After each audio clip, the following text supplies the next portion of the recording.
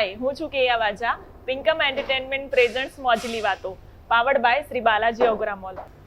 આ છે ડૉક્ટર ધારા, જે કોસ્મેટોલોજિસ્ટ છે, અને એમનું જે ક્લિનિક છે એ મારા ભિલોડા ગામમાં છે. તો મોજલી વાતોમાં આપનું સ્વાગત છે. જનરલી બધા જ લોકો મોટા સિટીમાં, જેમ કે અમદાવાદ છે, બરોડા છે, ત્યાં પોતાના ક્લિનિક ઓપન કરવાનું વિચારતા હોય છે, જ્યારે તમે તમારું ક્લિનિક જે છે એ ભિલોડામાં ઓપન કર્યું છે. તો આવું શા માટે? હું જ્યારે અમદાવાદ હતી ત્યારે ઘણા બધા પેશન્ટ્સ ખેડબ્રહ્મા, ઈડર, શામળાજી, ભિલોડાથી ટ્રાવેલ કરી અને ટ્રીટમેન્ટ્સ લેવા માટે આવતા હતા. અને મારા હસબન્ડનું હોમ ટાઉન અને પ્રાઇવેટ સેટઅપ બંને ભિલોડા હતું. તો મેરેજ પછી મારે શિફ્ટ થવાનું જ હતું. તો મને થયું કે જો હું એમના જોડે જ મારું વેન્ચર ઓપન કરું તો આ પેશન્ટનું ટ્રાવેલિંગ ટાઈમ એન્ડ કોસ્ટ બચી જશે. ઓકે. ભિલોડામાં જ્યારે તમે ક્લિનિકનું સેટઅપ કર્યું ત્યારે તમને શું શું તકલીફ આવી? સૌથી પહેલાં તો એ જગ્યા મારા માટે એકદમ નવી હતી. ઓકે. કોઈ પણ પેશન્ટને ટ્રીટ કરતાં પહેલાં એમનો અપ્રોચ અને માઇન્ડસેટ સમજવો ખૂબ જ જરૂરી હોય છે. તો એ એક ડિફિકલ્ટી મેં પહેલાં ફેસ કરી હતી. ત્યારબાદ અમે કોઈ પણ મશીન કે પ્રોડક્ટ પરચેસ કરતાં પહેલાં એનો ડેમો લેતા હોઈએ છીએ. તો આપણે ડેમો માટે ડીલર્સને કોન્ટેક્ટ કરીએ, બધી વાત કરીએ, પછી આપણે એમને કહીએ કે તમારે ભિલોડા આવવાનું છે. તો સૌથી પહેલાં એ લોકો એવું પૂછે કે આ ક્યાં આવ્યું? ઓકે. તો કેમ કે અમદાવાદ, બરોડા, સુરત જેવા મેટ્રો સિટીમાં ટ્રાન્સપોર્ટેશન ઇઝી હોય છે, એ લોકો ઇઝીલી પહોંચી જતા હોય છે. Yes. તો એમનો ટાઈમ સેટ કરવો અને એકોર્ડિંગલી મારો ટાઈમ સેટ કરવો એ એક ડિફિકલ્ટી હતી. પછી મને સ્ટાફમાં પ્રોબ્લેમ આવ્યો કે એકદમ ટ્રેન્ડ સ્ટાફ તો મળવો ઇમ્પોસિબલ હતો. તો જે સ્ટાફ મને મળ્યા એમને મેં ટ્રેન કર્યા અને ટચવુડ એ લોકો સારી રીતે ટ્રેન થઈ ગયા અને સારું વર્ક કરે છે. તો એ એક ડિફિકલ્ટી મેં ફેસ કરી હતી. પણ આ થ્રુ આઉટ જર્ની અને ડિફિકલ્ટીઝમાં મારા હસબન્ડનો બહુ સારો સપોર્ટ, મને કોન્સ્ટન્ટ સપોર્ટ મળ્યો હતો. ક્લિનિક જ્યારે તમે ઓપન કર્યું એના પછી કઈ એવી વસ્તુ હતી કે જે તમારા ધારા પ્રમાણે કંઈક અલગ હતી? અહીંયાના લોકોને પણ એસ્થેટિક માટે એટલો જ કન્સર્ન હતો જેટલો અમદાવાદ, બરોડા, સુરત, મુંબઈ મેટ્રો સિટીના લોકોને હોય છે. એ લોકો રેગ્યુલર ટ્રીટમેન્ટ્સ માટે આવતા હતા, ફોલોઅપ માટે પણ રેગ્યુલર આવે છે અને આફ્ટર કેર પણ એટલી જ સારી રીતે ફોલો કરે છે. તો એ મેં વિચાર્યું નહોતું કે અહીંયાના લોકો આટલા સારી રીતે રેગ્યુલર ટ્રીટમેન્ટ લેશે અને આફ્ટર કેર પણ કરશે. ઓકે. તો ઓલમોસ્ટ સારું રહ્યું તમારું. ઓલમોસ્ટ સારો એક્સપિરિયન્સ રહ્યો. તમારી ટ્રીટમેન્ટ અને તમારા પેશન્ટ વિશે તમે શું વિચારેલું હતું? હું એમને જે બી કન્સર્ન હશે એના અકોર્ડિંગ એમને બેસ્ટ અવેલેબલ ટ્રીટમેન્ટ પ્રોવાઈડ કરીશ. પ્લસ મેં એવું વિચારેલું હતું કે હું હંમેશા બેસ્ટ ટેકનોલોજી અને બેસ્ટ પ્રોડક્ટ અને મટીરિયલ્સ જે માર્કેટમાં અવેલેબલ હશે એ યુઝ કરીશ. તો મેં બધા જ મશીન્સ છે એ USFDA અપ્રૂવડ લીધેલા છે. Okay. અને એમને બેસ્ટ રિઝલ્ટ પ્લસ એમના માટે સેફ અને ઇફેક્ટિવ હોય એ વસ્તુ જ એમને આપીશ. આ મેં મારા પેશન્ટ્સ માટે વિચારેલું હતું કે હું એમને મારું બેસ્ટ આપીશ. ઓકે, મતલબ કે એવું કહી શકાય કે તમે પૂરું પ્લાનિંગથી ચાલી રહ્યા છો. અત્યારે મોન્સૂન ચાલી રહ્યું છે, તો તમે સ્કિન કેરની શું ટિપ્સ આપી શકો છો? અત્યારે જેન્ટલ ક્લેન્ઝરનો યુઝ કરી અને દિવસમાં 2 વખત ફેસ વોશ કરવો જોઈએ. આ સિવાય હ્યુમિડ વેધર છે તો જેલ કે વોટર બેઝડ લાઇટ વેટ મોઇશ્ચરાઇઝરનો યુઝ કરવો જોઈએ. અને ભલે ક્લાઉડી વેધર છે તો પણ ફરજિયાત સનસ્ક્રીન યુઝ કરવું જોઈએ. ઓકે, મતલબ કે અત્યારે પણ સનસ્ક્રીન લગાવવું જરૂરી છે. ઓકે.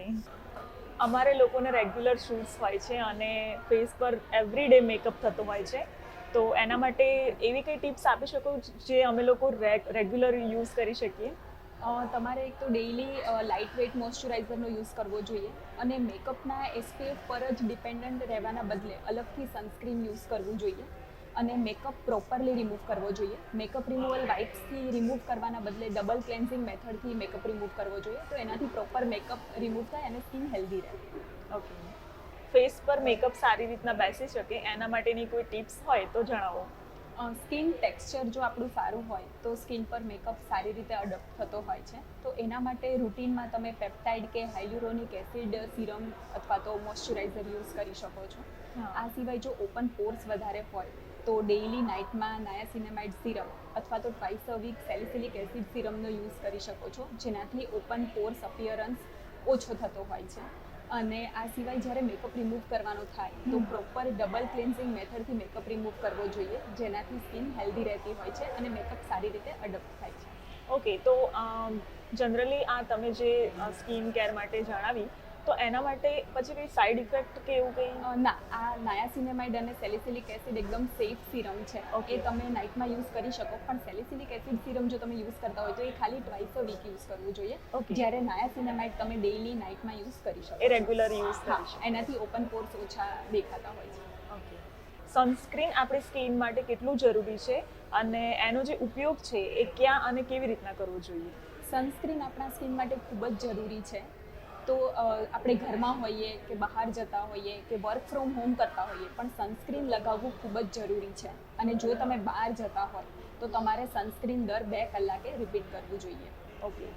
મતલબ જનરલી એવું લોકો કરતા હોય છે કે એકવાર ઘરેથી જ્યારે નીકળે ત્યારે લગાવી હા. દેતા હોય છે. અને પછી રીએપ્લિકેશન Yes, નથી નથી કરતા કરતા. હોતા, પણ હા. રીએપ્લાય કરવું પણ એટલું જ જરૂરી છે, કેમ કે સનસ્ક્રીનની જે ઇફેક્ટ છે એ 2 અવર્સ સુધી રહેતી હોય છે. તો Okay. એનું રીએપ્લિકેશન કરવું ખૂબ જ જરૂરી દર છે. 2 કલાકે લગાવવું હા, જોઈએ. દર 2 કલાકે લગાવવું જોઈએ. માર્કેટમાં ઘણા બધા સનસ્ક્રીન અવેલેબલ હોય છે અને બધાની સ્કિન જે હોય છે જનરલી બધાની સ્કિન અલગ અલગ હોય છે. તો કયા સ્કિન માટે કયા સનસ્ક્રીનનો ઉપયોગ કરવો જોઈએ? જે લોકોની ઓઇલી કે એકને પ્રોન સ્કિન છે તો એવા લોકોએ જેલ બેઝડ સનસ્ક્રીન લેવું જોઈએ, અને એકને પ્રોનવાળા લોકોએ નોન કોમેડોજેનિક સનસ્ક્રીનનો યુઝ કરવો જોઈએ. જ્યારે જેમની ડ્રાય સ્કિન છે તો એમણે ક્રીમ બેઝ સનસ્ક્રીનનો યુઝ કરવો જોઈએ. જે લોકોને સેન્સિટિવ સ્કિન છે તો એમણે મિનરલ સનસ્ક્રીનનો યુઝ કરવો જોઈએ. અથવા જે લોકો જોબ કરે છે, જેમને થોડો મેકઅપ જેવો લુક જોઈએ છે, તો એ હા. લોકો ટિન્ટેડ સનસ્ક્રીન યુઝ કરી શકે છે. જેમણે કોમ્પ્યુટર સ્ક્રીન સામે બેસીને વર્ક કરવાનું થતું હોય તો એવા લોકોએ બ્લુ લાઇટથી પ્રોટેક્શન મળે એવા સનસ્ક્રીનનો યુઝ કરવો જોઈએ. બ્રાઇડ કેટલા ટાઈમ પહેલા એમને સ્કિનની જે ટ્રીટમેન્ટ હોય છે એ ચાલુ કરવી પડે, જેના કારણે એ લોકોના જે મેરેજ હોય એમની સ્કિન ત્યારે ગ્લો કરી શકે સૌથી વધારે?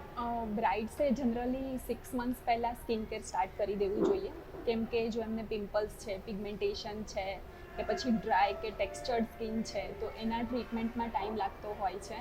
પ્લસ એ જ્યારે સ્કિન કેર સ્ટાર્ટ કરે તો એ પ્રોડક્ટને સૂટ થવામાં પણ 30 ડેઝ જેટલો ટાઈમ લાગતો હોય, અને એનું Yes. રિઝલ્ટ દેખાવામાં 30 ડેઝ ટુ 3 મંથ્સનો ટાઈમ લાગતો હોય છે. Exactly. તો એના માટે એમણે 6 મંથ્સ પહેલાં સ્કિન કેર રૂટીન સ્ટાર્ટ કરી દેવું જોઈએ. કેમ કે જનરલી બ્રાઇડ્સને એવું હોય છે કે ટાઈમ નથી હોતો હા, એમની અને એ જોડે. લોકો 1 મહિના પહેલા આવે કે હવે હા, મને ગ્લો right. જોઈએ છે. તો અને એ પછી જો ના આવે તો પછી એ તમારી પર આવે કે હા, એટલે એના માટે એડવાન્સ પ્રિપેરેશન કરવી જરૂરી છે. બ્રાઇડ તો જનરલી સ્કિનની ટ્રીટમેન્ટ કરાવતા જ હોય છે, પણ જ્યારે ગ્રૂમની વાત આવે ત્યારે ગ્રૂમ માટે પણ એટલું જ જરૂરી છે સ્કિનની ટ્રીટમેન્ટ કરાવવી? હા, ઓબ્વિયસલી ગ્રૂમ માટે પણ સ્કિન કેર ટ્રીટમેન્ટ એટલી જ જરૂરી છે, કેમ કે એમના માટે પણ સ્પેશિયલ ડે પર સારું લાગવું એટલું જ જરૂરી છે.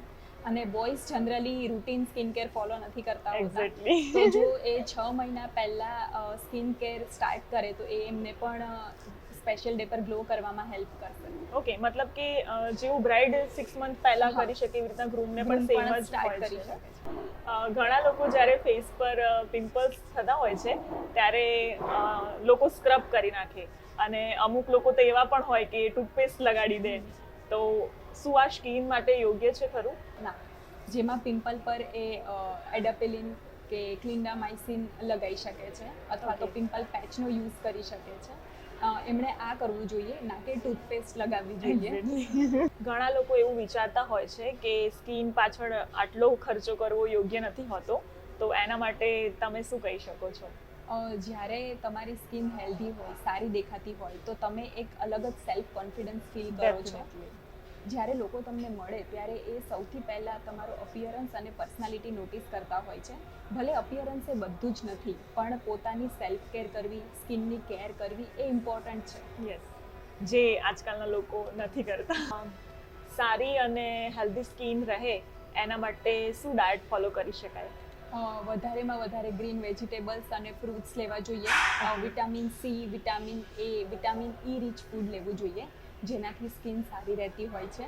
આ ઉપરાંત 3 થી 4 લીટર પાણી પીવી અને હાઇડ્રેટેડ રહેવું જોઈએ. એન્ટીઓક્સિડન્ટ રીચ ફૂડ લેવા જોઈએ ડેઇલી રૂટીનમાં. અને જંક ફૂડ, સોફ્ટ ડ્રિંક્સ, ચા, કોફી બને તો અવોઇડ કરવા જોઈએ. શુગરવાળું ફૂડ અવોઇડ કરવું જોઈએ.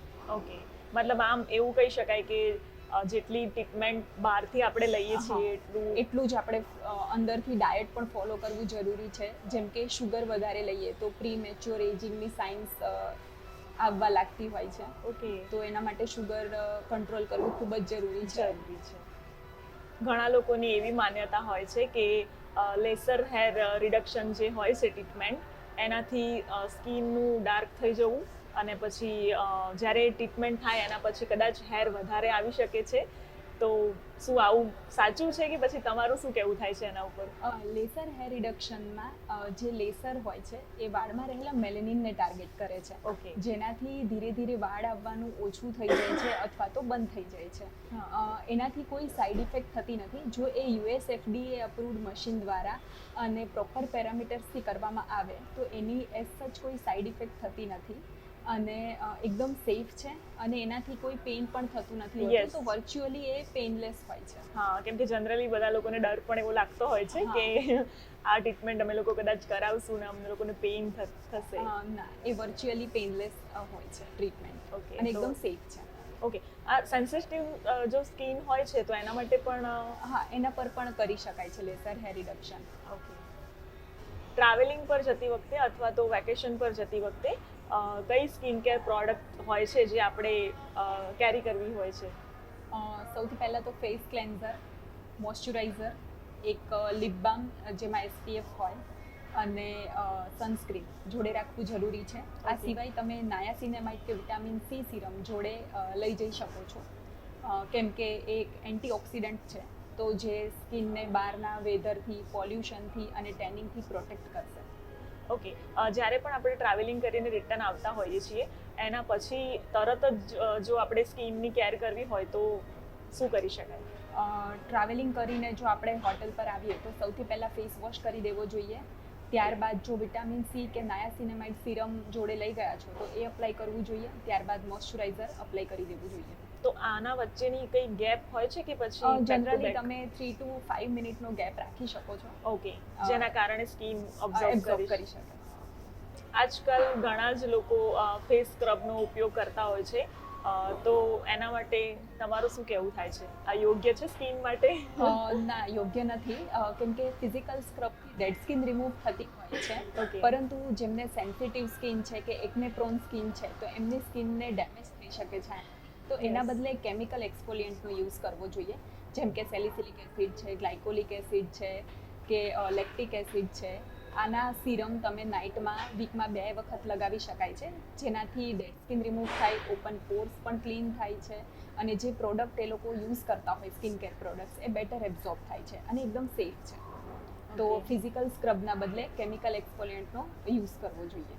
ઓકે. આજકાલ છે ને અંડર આઈઝ ડાર્ક સર્કલનો પ્રોબ્લેમ આમ જોવા જઈએ ને તો કોમન થઈ ગયો છે. તો એના માટે કઈ ટિપ્સ આપી શકો છો? અંડર આઈ ડાર્ક સર્કલ થવાના બહુ બધા રીઝન્સ હોય છે. Okay. એક છે કે પૂરતી ઊંઘ ના મળતી હોય તો, હા. સ્ટ્રેસ લેવલ વધારે હોય તો, કોમ્પ્યુટર સ્ક્રીન કે મોબાઈલનો યુઝ વધારે હોય તો એના લીધે પણ થઈ શકે. ઘણા લોકોને હેરિડિટરી એટલે કે વારસાગત કારણોના લીધે પણ ડાર્ક સર્કલ હોય છે. યસ. તો આના માટે એક તો પહેલાં પૂરતા પ્રમાણમાં ઊંઘ લેવી જોઈએ, એન્ટીઓક્સિડન્ટ રીચ ફૂડ ખાવું જોઈએ, આ સિવાય હેલ્ધી ડાયટ ફોલો કરવું જોઈએ, ગ્રીન વેજીટેબલ્સ લેવા જોઈએ. એ સિવાય અંડર આઈ ક્રીમ્સ કે જેમાં વિટામિન C, વિટામિન K કે વિટામિન E, ગ્લિસરીન જેવા કન્ટેન્ટ હોય એવી અંડર આઈ ક્રીમ ડેઇલી રૂટીનમાં એ લોકો યુઝ કરી શકે છે. ઘણા લોકો છે ને ફેસ પર જે અનનેસેસરી હેર આપણા જે આવતા હોય છે એને રિમૂવ કરવા માટે વેક્સ કરાવતા હોય છે અથવા તો એ લોકો કંઈ ક્રીમનો ઉપયોગ કરતા હોય છે જે હેર રિમૂવર તરીકે ઓળખાય છે માર્કેટમાં. તો એ આપણી જે સ્કિન હોય છે એના માટે કેટલી યોગ્ય છે? કેમ કે આપણી જે ફેસની જે સ્કિન હોય છે એ બહુ સેન્સિટિવ હોય છે. તો એના માટે એ સેફ મેથડ નથી કેમ કે જ્યારે તમે ગરમ વેક્સ ફેસ પર લગાવો છો કે Yes. થ્રેડિંગ કરાવો છો તો ફેસના જે સ્કિન બેરિયર હોય છે એ ડેમેજ થતું હોય છે. ઘણા લોકોની સ્કિન સેન્સિટિવ થઈ જતી હોય છે, બ્રેકઆઉટ્સ આવતા હોય છે, રેડનેસ આવી જતી હોય છે. તો એ સેફ મેથડ નથી. એના બદલે એના લોંગ ટર્મ સોલ્યુશન માટે લેસર હેર રિડક્શન કરાવવું જોઈએ. એ સેફ અને ઇફેક્ટિવ મેથડ છે. ઓકે. તો એ સાઈડ ઇફેક્ટ નથી કરતું? હા, એ સ્કિનને ડેમેજ નથી કરતું. ઓકે. આજકાલ બધા જ લોકો વર્કઆઉટ કરતા હોય છે. તો આફ્ટર વર્કઆઉટ અને પ્રી વર્કઆઉટ સ્કિન કેર કેવી રીતના કરી શકીએ? એક તો વર્કઆઉટમાં જતા પહેલાં સ્વેટ પ્રૂફ સનસ્ક્રીનનો યુઝ કરવો જોઈએ. ઓકે. આ સિવાય વર્કઆઉટ કરતી વખતે વારંવાર ફેસને ટચ ના કરવો જોઈએ અને જોડે ક્લીન ડિસ્પોઝેબલ ટોવેલ્સ રાખવા જોઈએ જેનાથી ફેસ લૂછી શકાય. આ સિવાય વર્કઆઉટ પતે એટલે તરત જ ફેસ ક્લીન કરી દેવો જોઈએ અને શાવર લેવું જોઈએ અને ત્યારબાદ સિરમ, મોઇશ્ચરાઇઝર એમનું ડેઇલી સ્કિન કેર રૂટીને ફોલો કરી શકે છે. ઓકે. મોન્સૂનમાં આપણે આપણા જે હેર હોય છે એ બહુ જ ઓઇલી થઈ જતા હોય છે અને જનરલી બધી સિઝન કરતાં મોન્સૂનમાં વધારે આવો પ્રોબ્લેમ આવતો હોય છે, તો એના માટે કઈ ટિપ્સ? મોન્સૂનમાં જો અગર તમે ભીના થઈ જાઓ છો વરસાદમાં તો ઘરે આવીને તરત જ હાઇડ્રેટિંગ શેમ્પૂથી હેર વોશ કરી દેવા જોઈએ અને જ્યારે પણ આપણે હેર વોશ કરીએ ત્યારે એમાં પોસ્ટ વોશ હેર કન્ડિશનરનો યુઝ કરવો જોઈએ અને હેર સિરમ અપ્લાય કરવું જોઈએ.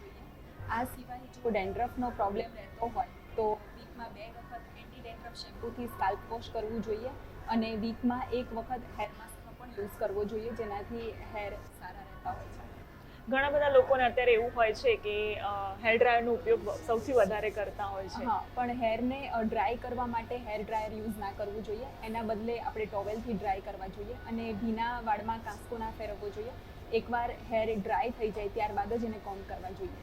ઓકે. તમને અમારા શોમાં આવીને કેવું લાગ્યું? આ મારો ફર્સ્ટ ઇન્ટરવ્યૂ એક્સપિરિયન્સ હતો અને ખૂબ જ સારો રહ્યો. તમારી સાથે વાતો કરવાની ખરેખર બહુ જ મજા આવી. Thank you. તો આવી જ રીતના જોતા રહેજો અમારી સાથે મોજીલી વાતો.